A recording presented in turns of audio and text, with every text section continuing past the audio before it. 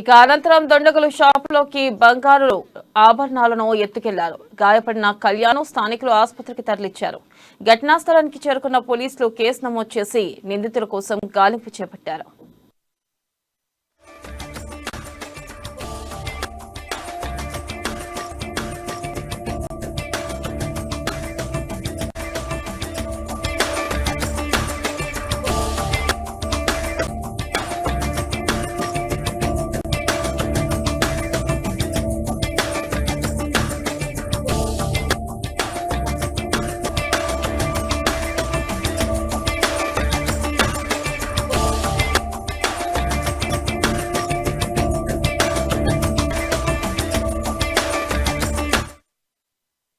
Breaking news చూస్తున్నాం. రంగారెడ్డి జిల్లా LB Nagar పరిధిలోని నాగోలు స్నేహపురి కాలనీలో కాల్పుల ఘటన కలకలం రేపింది. మహాదేవ్ జ్యువెలర్స్ లోకి చొరబడిన ఇద్దరు దుండగులు ఒక్కసారిగా దుకాణం యజమానిపై కాల్పులకు తెగబట్టారు.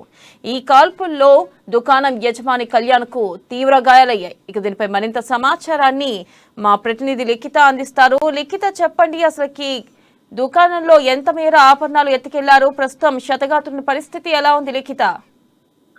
థ్యాంక్ యూ వెనెల.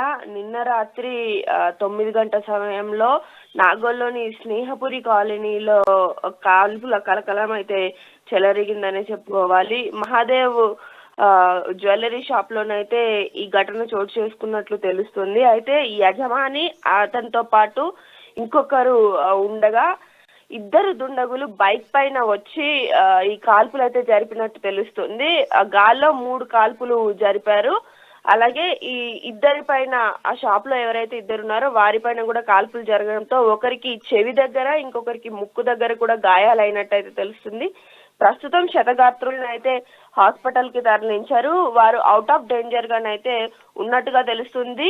ఈ ఘటనలో అయితే దాదాపు 25 లక్షల వర్త చేసే బంగారాన్ని అయితే దుండగులు తీసుకెళ్లినట్లయితే తెలుస్తుంది. అంతేకాకుండా వీరు దాదాపు ఒక వారం రోజుల నుండి షాప్ యజమాని ఆ షాప్ ని రెక్కి చేస్తున్నట్లయితే తెలుస్తుంది.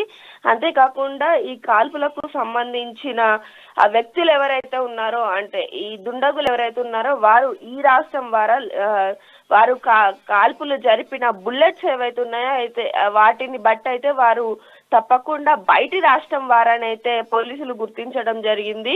వీరు ఎన్ని రోజుల నుండి రెక్కి చేస్తున్నారు, అసలు నిజంగా వీరు ఈ షాప్ కి సంబంధం లేని వారా, లేకపోతే ఎవరైనా కావాలనే వీరిని హైర్ చేసుకొని ఈ షాప్ మీద దాడి జరిపించారా లేదా అనే విషయాలపైన అయితే పోలీసులు అయితే దర్యాప్తు అయితే చేయడం జరుగుతుంది. Vennela. Right Likhita, thank you.